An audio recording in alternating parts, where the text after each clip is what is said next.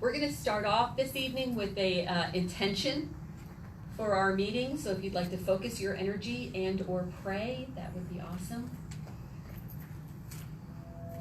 Mother, Father God, we thank you for this opportunity to be together, to be mindful, to be open and receptive to Spirit. Help us to focus our thoughts and intentions on what can benefit us and what we can use in our lives to be happy, to be healthy, to be whole, and to be well. And so it is. Tonight we're going to be talking about the fruitage of the Spirit. We talk about Spirit all the time. And this month we'll be talking about the fruitage of the Spirit 2 by 2. So we have 5 weeks in this month where we will be meeting. And so each of those weeks, one of us who are clergy will be sharing with you 2 of those fruits of the Spirit. I think this is really important, and this comes from the New Testament, but it's really important because we talk about Spirit so much, and that's where that term comes from.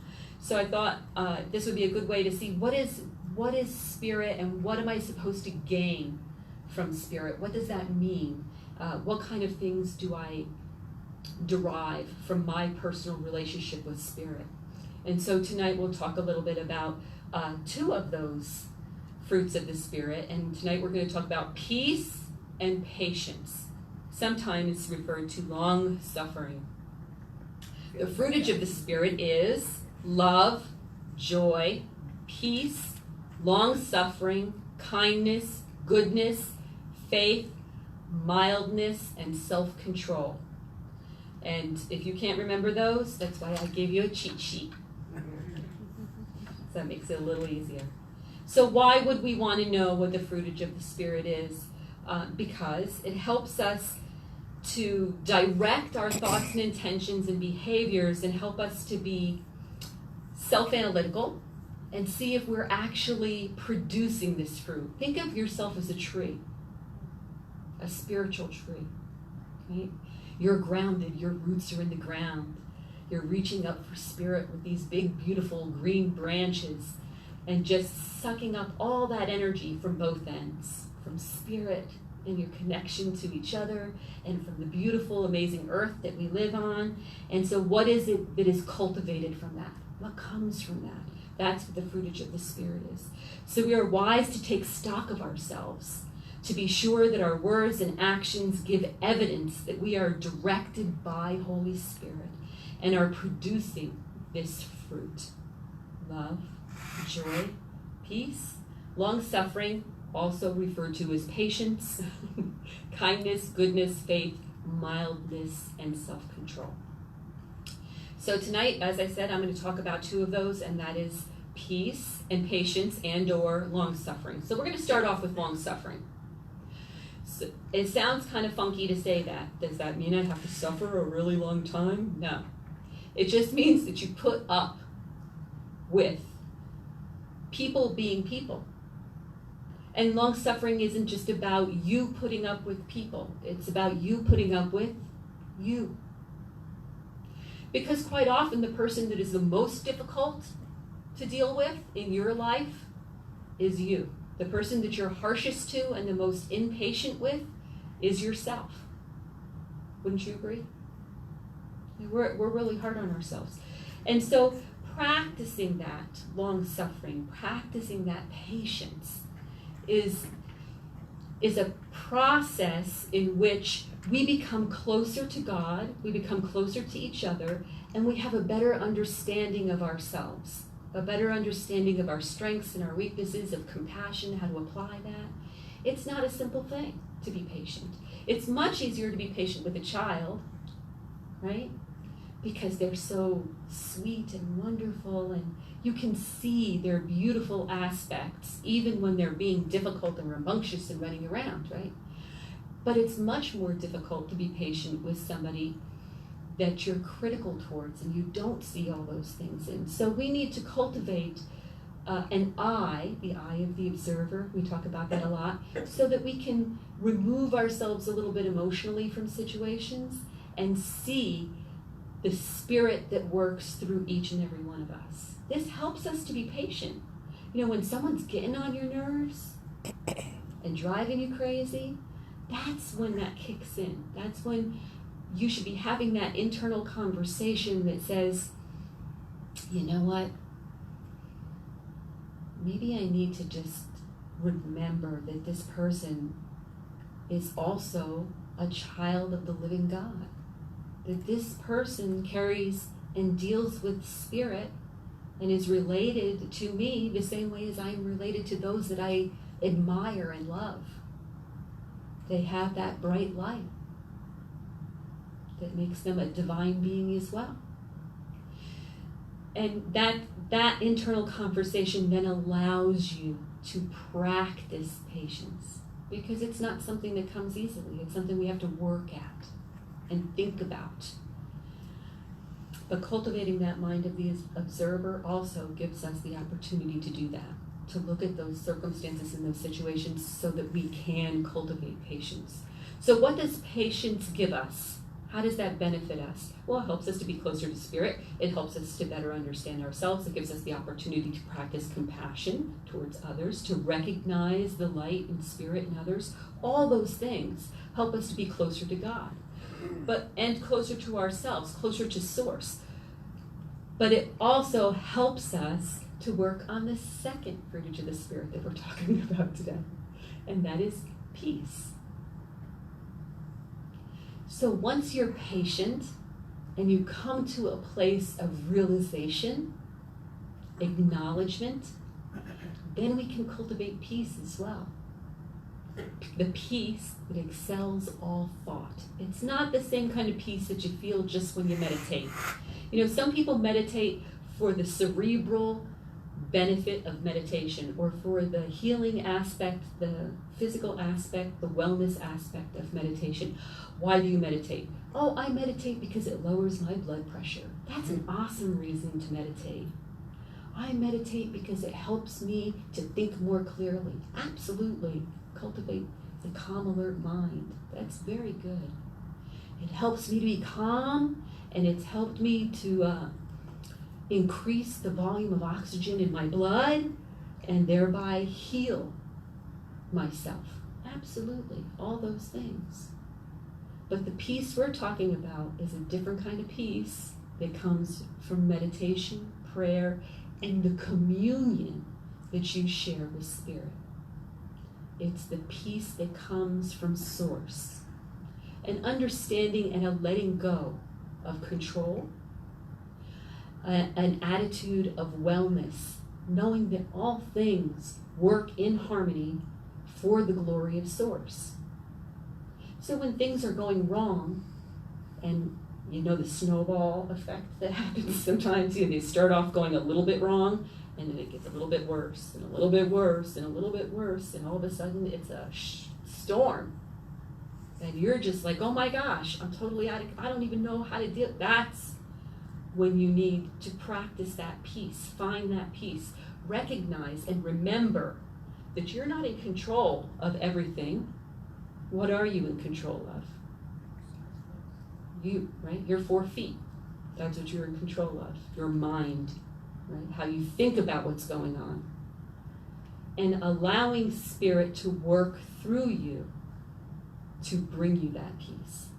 And that patience that it takes to recognize that you need to be in a place of peace in order to deal with challenges, difficult situations. Because it's easy to be at peace when everything is going right, right? When I'm walking through the park or I'm going for a run, nobody's around, feeling good, hey, I'm right there. I'm in the void, in that whole vortex, that place that just feels awesome. Everything's right. It's right as rain. Then the alligator steps in my way. You're freaked out just a little bit. Yeah. That's when you have to actually exercise that stuff. What am I going to do? What do I think? How should I behave? How can I keep myself safe? Sometimes we panic over situations that threaten us. But really, we should be giving up that panic and worry. Someone once said to me, intending to be kind, but it actually bothered me for a really long time. He said, you know what, you worry a lot. And I said, yeah, sometimes I do worry a lot. That's a lack of faith. And I thought about it for a long time, and I really don't think that I lack faith, but I think that in circumstances of difficulty and challenges, it challenges our faith. It pushes our faith. So that it's not so easy to be patient. It's not so easy to find that place of peace, that vortex, that happy spot where everything's going well in the middle of the storm. So how do we do that? How do we do that? We need to spend time. It's work, it's energy, it's effort, and it's awareness. You have to make up your mind that that's where you want to be. I want to be in that place. I don't want to be in a place of fear. I don't want to worry about what's going to happen tomorrow when everything is going so well right now. Right now is good. Right now I'm healthy. Right now I'm well. Right now I have plenty to eat. I have someplace to sleep. I have a fabulous house. I have a bed. I have people that love me, people that care about me. I can breathe. I can see. These seem like small things sometimes we take for granted. They should cause us to want to be close to Source that affords us the blessings that we have. All this abundance of our life, of our being. How easy is it to say, I'm okay. It's going to be okay. I'm in a place of peace. I know that I'm loved. Look at all these beautiful gifts I have. You know, the evidence is there to create the space for peace. And in that peace, your mind changes. You're dealing with difficulties changes. You're dealing with challenges changes. So, peace and patience. We call them the 2 P's. 2 P's in a pod. So, the other thing that I've noticed, and I wanted to share with you, is that if you ask to be given the opportunity to cultivate peace in your life, what do you think will come? The opportunity to cultivate peace in your life. So, the best way to cultivate peace, and this is the way I've learned every major lesson in my life, is Spirit will provide for you the opportunity to practice finding your center by filling your life with enough drama and enough chaos until you finally are fed up with it and find that center. So I would suggest you find it first. Beat Spirit to the punch. That's always a good thing. And the same thing with patience. If you ask for patience, oh, and I have done this, you will get the opportunity to find patience within yourself when you're dealing with other people and when you're dealing with yourself.